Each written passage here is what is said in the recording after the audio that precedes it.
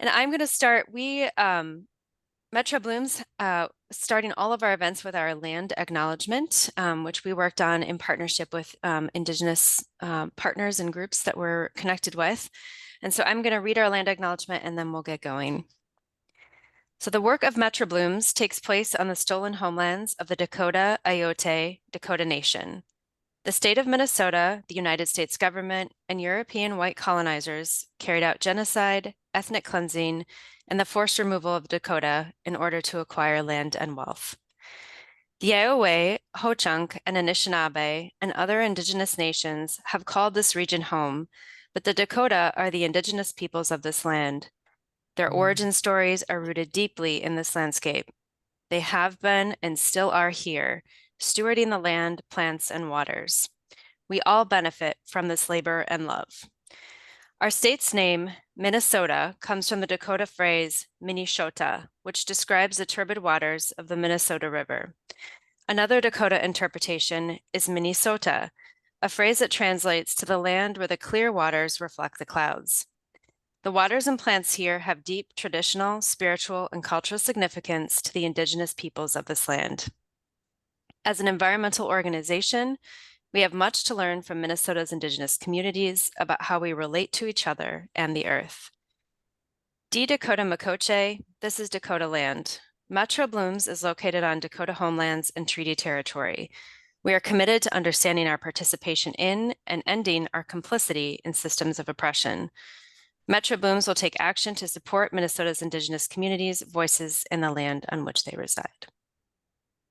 Thanks, everyone. Turn it over to Laura. Thanks, Jen. We start a lot of our programs that way now. It's a really nice way to ground everybody in the space. So good to see everybody. Thank you for joining us this morning. I am Laura Schall. I use she and her pronouns, and I am the executive director at Metro Blooms, where our mission is to partner with communities to create resilient landscapes and foster clean watersheds. We have a strong emphasis on embracing the values of equity and inclusion to solve environmental challenges. Through partnerships and collaborative work, we restore our relationship to the land and each other.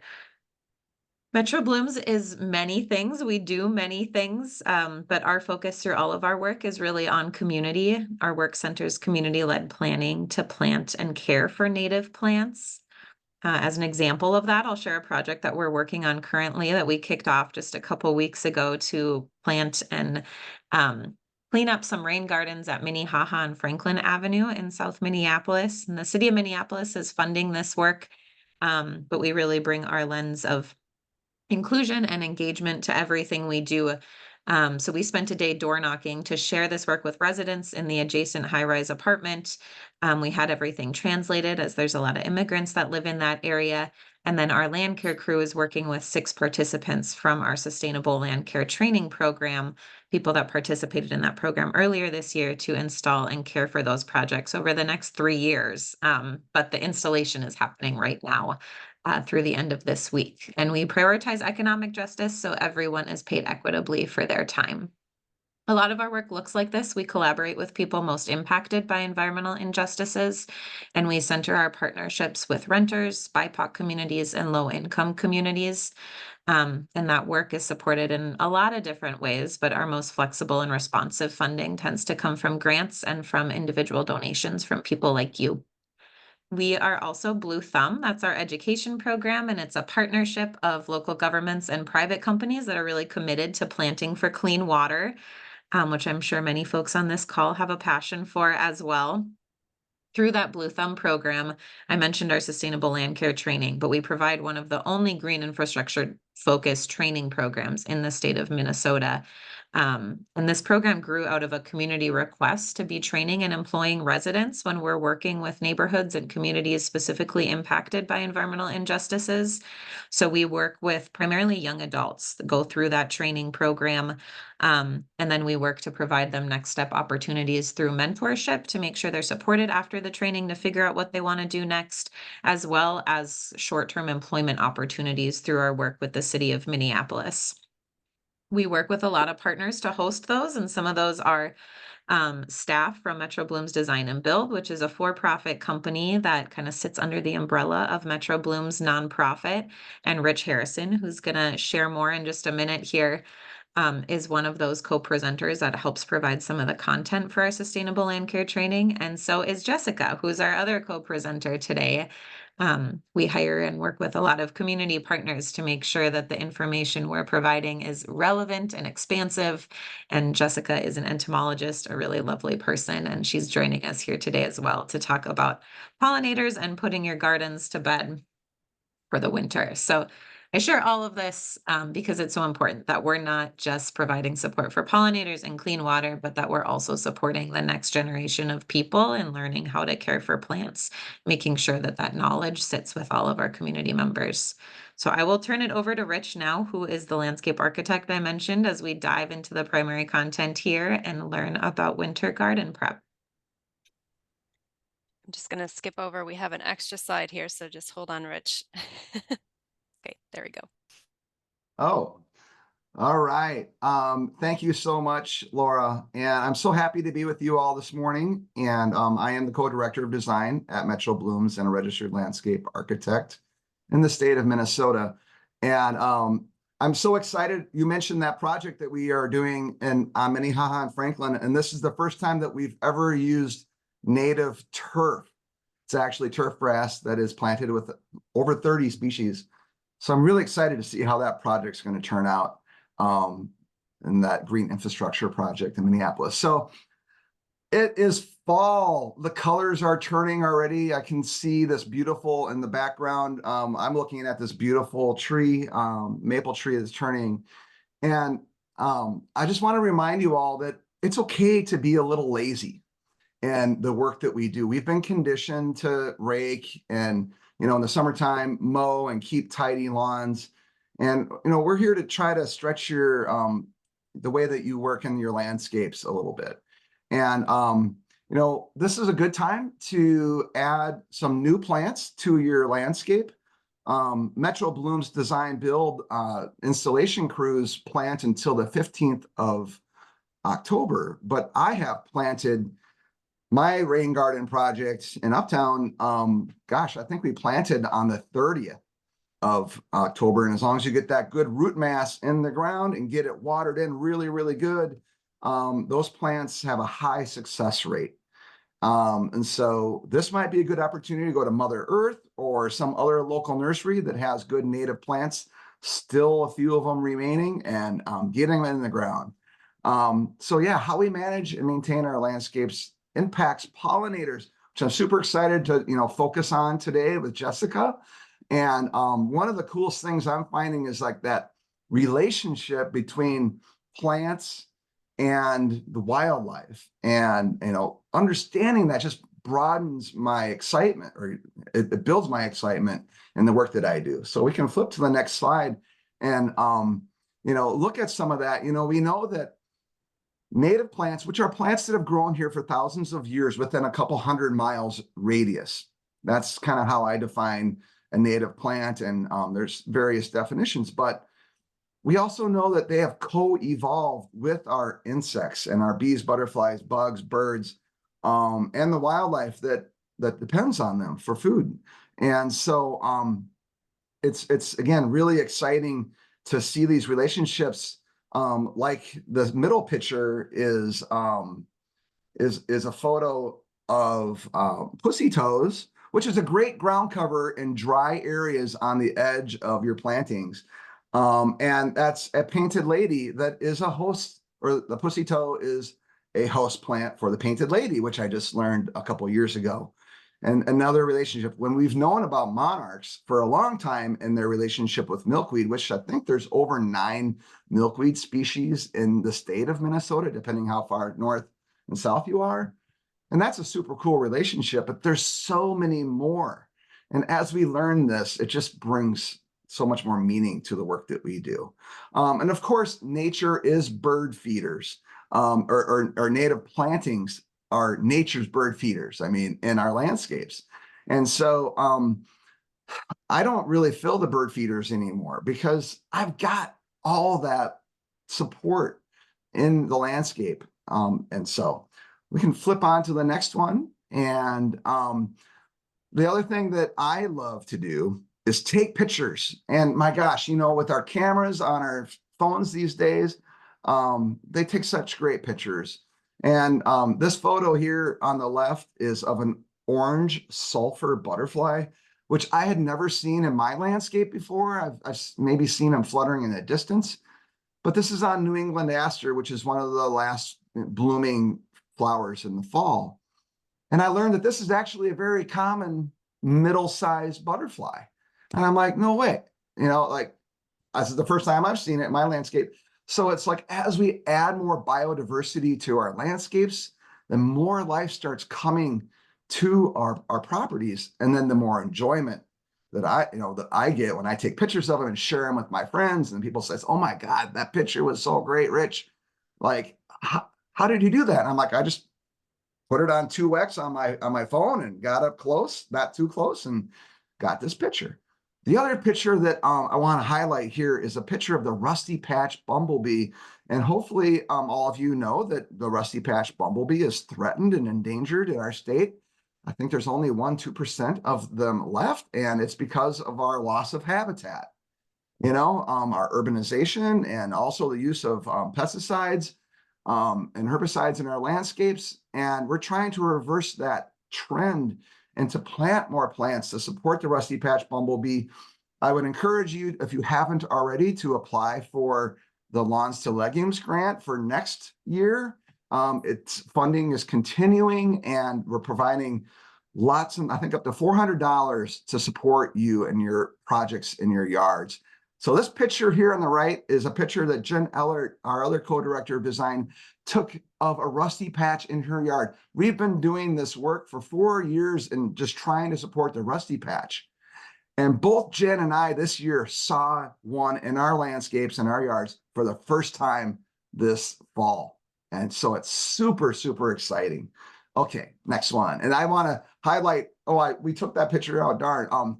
I had another picture of a fuzzy butt bumblebee with a big blob of nectar on its tongue after it was feeding on Monarda or bee balm. So learn what plants support the rusty patch and all of her other winged friends. So winter garden prep. Seriously, I think of it also kind of like in the spring when we want to wait until the ground temperature is 50 degrees in the spring and wait until the dandelions are out and everyone's itching to get out into their landscape in the spring. Please wait. Well, the same in the fall. Like, don't be too quick to get out there. You know, there is actually, I've heard, you know, a messy yard is a very healthy yard. But yes, we need to, like, you know, listen to our neighbors a little bit, you know, and like, don't be too crazy. But, you know, leaving your plants up in the fall is a great way to handle your landscape, to care for them. We know that there's about 30% of our native bees, over 400 some bees in Minnesota, 30% of them are stem nesting bees. And we're going to learn a little bit more about that in a bit with Jessica. And I encourage you all to leave your plants up if you can. If they're really getting tall and flopping, sure, you can cut them down.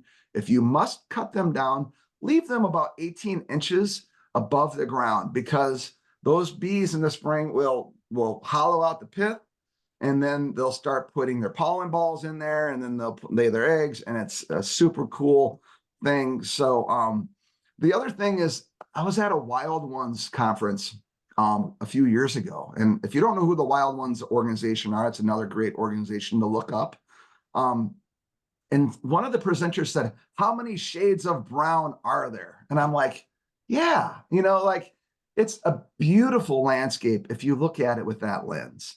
And then I also just love, like, when it does snow, and, you know, it's going to happen in a couple of months, month and a half, when the tufts of snow land on top of the seed heads of, like, this is Monarda up in the upper right, or the purple coneflower, which stay pretty rigid in the winter. It gets this little snow hat on there. And I just love seeing that in nature. And I also, then when the sun comes out, the sky is blue, and then the shadows that are cast on the ground from, you know, these plants, it's just a wonderful experience. And I take pictures of that too and share it with my friends. So It's great. Okay, next slide. I get really excited, as you can tell. I love all seasons, but I do love winter. I'm one of those weirdos that loves winter. Um, okay, so turf alternatives, you may have heard of like bee lawns or no-mow lawns. And this is a great time. We're kind of missing the window. Like this is the end of the window for seeding and hoping that they'll still germinate and get some roots down. So if you want to do that, get out right away. And what you want to do is mow your lawn as short as you can, rough up the soil, make sure there's seed contact. And then water it really good and hope that you get some germination. There's some really good resources on the bluethumb.org website right here to check that out. This is all about adding more biodiversity and flowering resources for our pollinators. And then there's also dormant seeding, which that you want to wait until right before it snows. And the idea here is you want to lay your seed down, you know, sometime in November, late November. And then again, you want to hopefully have some good soil seed contact. And then we'll get this beautiful blanket of snow through the year. And then come April and May, when everything warms up and you got all the moisture in the soil and you get enough temperature and sunlight, and boom, they start germinating and popping up. So dormant seeding and fall seeding is what we want to be thinking about in the next now until September. I also want to talk quickly about Leave the Leaves campaign. I can't stress this enough. There's so much life in our leaves, and we've been conditioned to rake them all up and bag them up and compost them or mulch them. And we're killing, quite honestly, a lot of life. So I encourage you to take this opportunity to also reimagine how your landscape could be and rake them into what could be future landscape beds. Y'all, if we could just convert like half of our yards to native habitat, that would be like fantastic. That would be my dream. And you can use leaves to vision this. Rake out where your paths might be and where your future landscape beds might be. You know, use that as a palette. But don't rake your leaves into the street. Of course, all of our streets are connected and all that water goes to our receiving water bodies, which causes lots of problems. Also, part of that envisioning, one of the lowest hanging fruit for starting projects on your yard is underneath existing trees. And there's another great resource out there that's called Soft Landings. And this project was developed by Heather Holm and another entomologist. And yeah, it's a great resource. Check it out. They have a lot of great plant palettes for plants that you can put underneath your trees and start there. Yeah, so I think with that, I'm going to pass it on to Jessica Miller. Thank you, Thank you. Metro Bloom, so much for having me here today. We've been partners now for over 10 years. I really appreciate Rich, Laura, and Jennifer being partners with me, being part of this community, and really the validation to me being seen and used in the way that I want to be. I got the Masters of Science in Entomology to share, and thank you, Metro Blooms, for giving me that opportunity.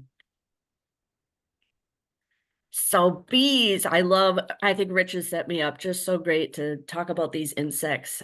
So on the right side, you've got the rusty patch bumblebee that was in my yard. Haven't seen it since 2014, but with all of you on the team and getting more plants out there, hopefully we'll get a return to my yard with that animal. In the top middle, that's a brown belted bumblebee. And then the one below with that bright orange is a red-belted bumblebee. And these are just 3 of a number of species in Minnesota. I get really excited about bumblebees because they really like that leaf litter, having that buffer area. I think the next slide shows the bumblebee life cycle. Yep. And so if you see up at the top where it says winter hibernating queen, that's what they're going to go into shortly, or they may already be nestled in. So if you see the little tufts of grass and the little hole that they've got in the soil, if you think about that naked without any leaves on top, the wind could blow in there. So those leaves are going to be really valuable to stop water and snow and wind from desiccating these animals. And that's just one of them. So I get so excited for queen bumblebees in the spring. So the only ones that live through the winter, and they're big. They're much larger than the bumblebees we're seeing. Most of the bumblebees we're seeing this time of year, which are a lot of males. And so I get just so excited to make sure they make it through the winter. So this one is an example. Rich talked about stem nesting bees. Even in the soil, they would be the same idea with the different cells in those stems.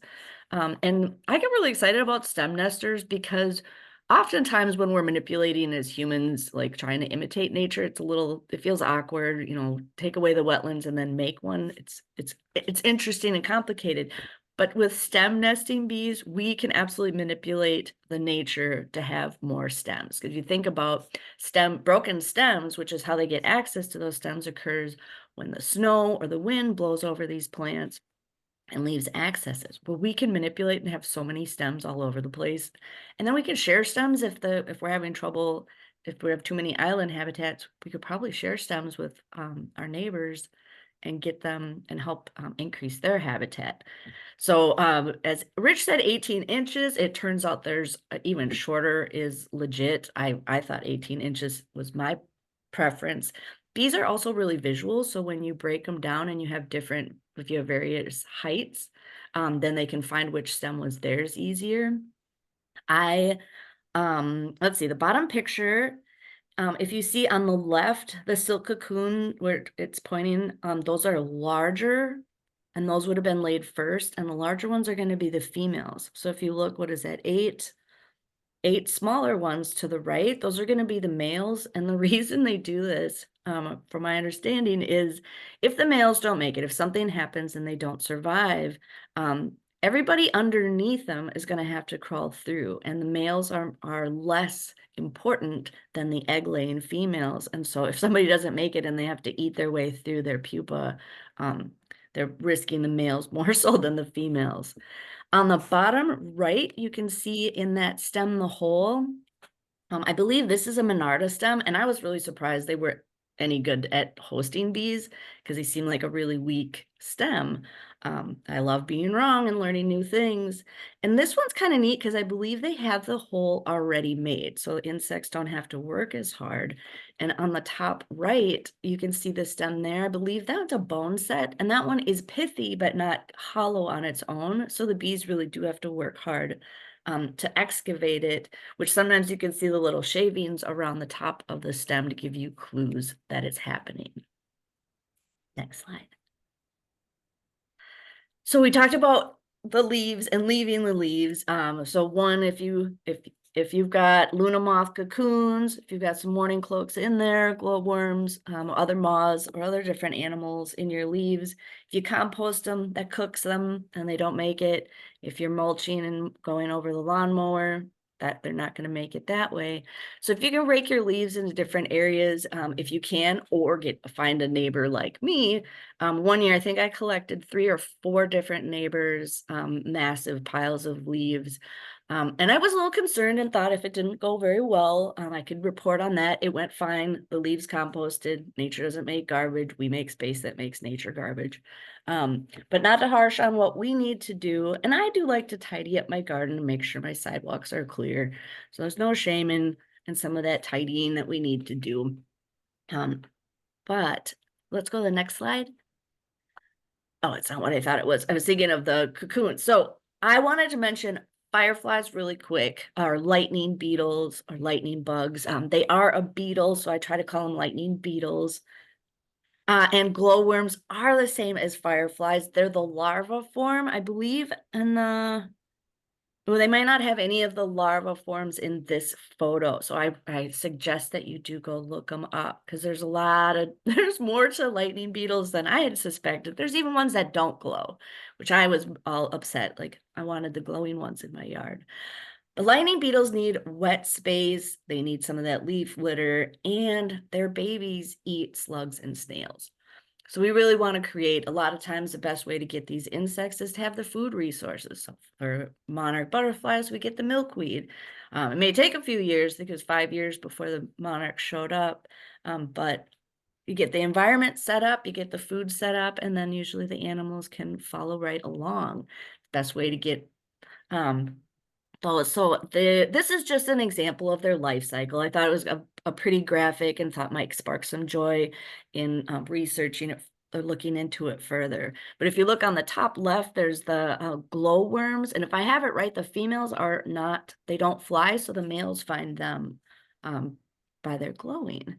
Next slide.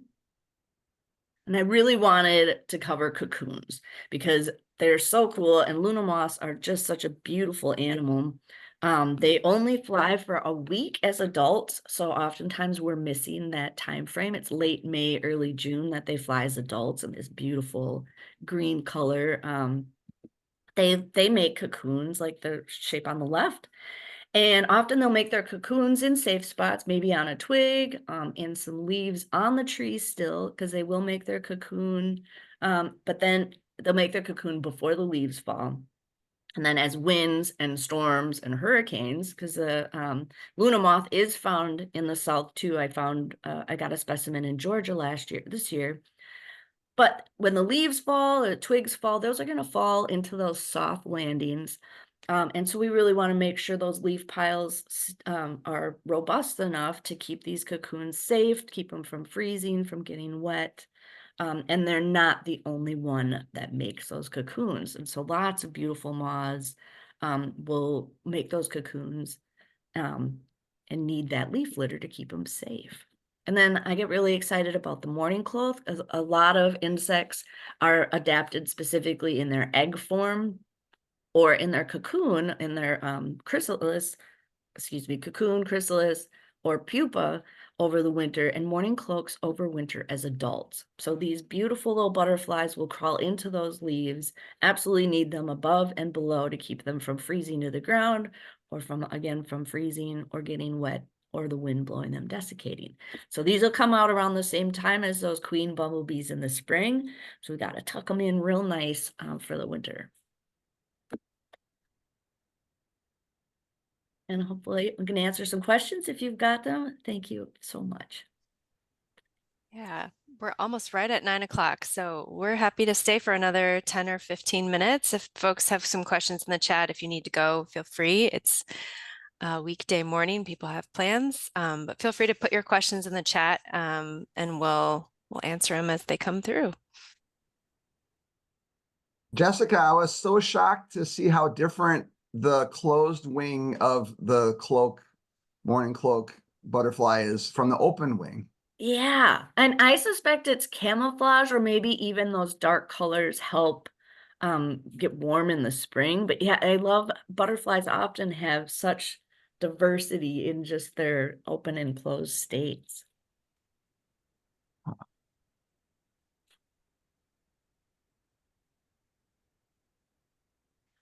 We've got a lot of questions coming in here. Are there specific pussy toes you recommend? This question is for Rich. Well, I don't know exactly the scientific name. I'll look it up and post it in the chat. Whenever I'm identifying plants, I'm going to just plug Minnesota Wildflowers, because I love that website. I'll use my app, and then I'll identify it, and then I'll look it up. And same goes with the pussy toes. They feature native plants, and I think there's 2 species that grow here native. You all want to really try to target the native species and not cultivars the best you can. And cultivars would have a special name in their parentheses, and the native plants wouldn't have that. Check that out. They're a great edge plant, and they form a nice mat and connective mat for the front of your landscapes where it's hot and dry? It's a good question. I'm looking it up right now, and then I'll post it in the chat. Hey, Rich. And I don't know. Yeah, okay. It looks like you guys can hear me. So I actually have been using Minnesota wildflowers a lot and like picking out my plants this fall. It's been really fun. And so I looked it up, and I'm seeing like maybe 7 or 8 plants, at least if I'm recalling right, or 6 maybe. Yep. So yeah, it looks like there's a few that might be native, but like to my area, I'm in St. Paul, so I was kind of looking for like ones that were native to the specific area. So yeah, I just didn't know if there was one specific that, was like best for pollinators. I know at one point I saw a list that was like the top 10 plants for our Minnesota pollinators, but I didn't know if there was like certain prissy toes that were more beneficial. My knowledge is not advanced enough to answer that question, and I want to know the answer. Let's look it up together and see and maybe we don't know yet. Maybe there needs to be some more research out there. And of course, it all comes also to availability, right? And so checking with some of the growers on the bluethumb.org website, they're all listed that, prescribe to not using neonicotinoids in their production, and finding what's available. But I just posted the link of the ones in Minnesota wildflowers, and you're right, 1, 2, 3, 4, 5, 6 different species. I didn't know that. I always thought there was 2 that we use. Maybe those are the 2 that are readily available. And so do some more research and get as many as you can and see which ones are visited the most by pollinators. Thanks, Right, Rich. Thank you. I'm gonna combine 2 questions here. Should I leave up columbine stems or cut them down part way? And then what is the best time to be cutting the stems? I did see those come through, and I wanted to also go back and say, so when like right now, I've been whacking down a few of my stems. They're getting in the way of stuff and tripping on them. So I will continuously tidy. So the stems this year, the ones that are green now, will be dried next year. And so the insects will be coming out of last year's stems, this year's insects, and their babies next year will be looking for this year's stems. That helps make sense of kind of that cyclical, like we're always using something from the past and saving something for the future. And columbine, again, a lot of plants that I thought were going to be not helpful to pollinators, to stem nesters, are worth it. So I say experiment and keep an eye on it. Some of them are gonna, what do you say, compost, even before winter. So some things we will find out are weaker, and some of them will be stronger for that. And like I said, I'll do some of the garden stem knocking down now, and in the spring when I'm doing my spring tidying, I am a human, have some tidy things in my head. And so I'll break down stems and leave them available next year too. Okay, to what degree do you need to protect small new plantings from being covered by leaves to ensure they get enough light to keep growing? That's a good question. I'm trying to think, how much they can push through. Gosh, a lot of it depends on how healthy the root mass is of that plug. A lot of plugs that we get in the fall are really root bound because they've been growing in that container for, the summer, and they're the leftover plants. And just a little planting tip for everyone too. If you do get a root bound plant, don't be afraid to be aggressive with that root mass, right? And if you need to even get a knife and cut it into quarters and rip it apart, and then try to get as many of those roots down into the soil deeper as possible. But I do know, like, once plants are established, they'll push through a good 6 inches of leaf matter, because that leaf matter decomposes and it gets a little mushy, and then it pops right through. But I think I don't like totally know the answer to that, but my gut tells me that you should probably be a little lighter in the thickness in your new plantings, but you also want to give it some good insulation. So actually, what I would do is I would give it a good layer of leaves in the fall, mark where your plants are, You could put in a bamboo stick or something, or if you just have a general area of where you know where they are. And then once it gets nice and warm, 50, once those dandelions start popping in the spring, go out there with your garden gloves and uncover it and look for a little bit of green growth. And once you see that green, you know that they're popping up. So you might need to give it a little assist even, but giving it a nice insulation through the winter will probably help them survive better. Does that help? I kind of went around with my answer, but.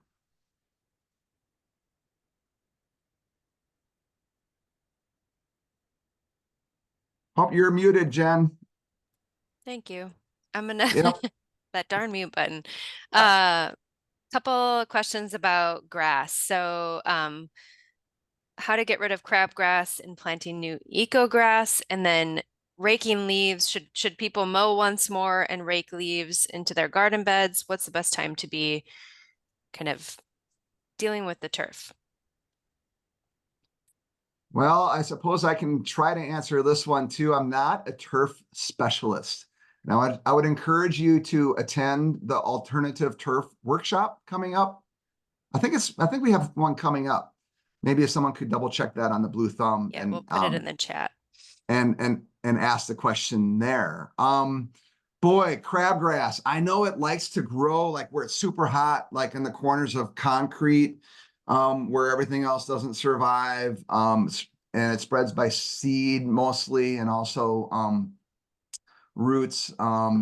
There's a whole discussion about pre-emergence and cornmeal too. I don't know a whole lot about it, to be honest with you. I pull my crabgrass in the summer and spring along with all my other plants that I don't want, which are called weeds, right? And I do that when the ground is soft after a good soaking rain. And if we don't get a good soaking rain, and I do want to do some more weeding or editing, I also call it, I'll get out the hose and give it a good soak, which you should do anyway for your new plants, because watering, we want to water 1 inch per week. Ideally, if it doesn't come from the sky, and you all know we're in a big drought again. We haven't had rain for almost a month, it seems like, maybe a couple small ones. But, so if you want to do any weeding now, even give it a good soak and then get out there and try and get as much of the root out as possible. But do a little research on pre-emergence. I know that there's natural ways of doing it. And what that does is that suppresses the germination of the seed to prevent it from propagating. So yeah. Great. Okay, we'll do 2 more questions here. One is for Jessica. Is it okay to have plant stems lying on the ground? Do those work as well as the standing ones for overwintering insects? Nope. Well, okay. Sometimes they're gonna fall down first before they're inhabited, and that's gonna make them so their stems laying this way aren't what they're looking for to nest in. They'll be looking for the stems this way. Sometimes nature's gonna knock it down. It may rot them. They may freeze if it falls down early. But there's there might take some angling that we're finding out. And again, I love continuing my knowledge, because they're like, oh, whoops, it turns out I was wrong. They love crawling in them when they're on the ground and rotting. In my brain, that's a no. They want them upright. Great, thank you. I don't know if we're going to have an answer to this question, but there's people who have mold on their leaves, so white mold on their leaves in the garden. Is that something that they should be concerned about? Should they leave those leaves? And we may not know that answer, but.